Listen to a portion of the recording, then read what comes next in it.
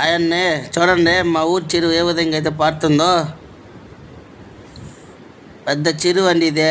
ఈ చెరువు కింద 1000 ఎకరాల పంట పండుతుంది మా ఊరికే. ఇదైతే అడవిలో ఉంది. నేను ఆవులు తోలుకుని అడవికైతే వెళ్ళడం జరిగింది. అక్కడ మీకు చూపించాలని ఈ చెరువు వీడియో తీస్తున్నాను. చూడండి ఏ విధంగా పారుతుందో. భోగవంతు చెరువు ఇది. చూడండి మా ఆవులు వెళ్తున్నాయి దాటుకొని. ఇది పెద్ద చెరువు కాబట్టి ఆవులు దాటుకొని పోతున్నాయి. అదే చిన్న చెరువు చిన్న కలిసిగానే అయితే దాటుకొని లేవు.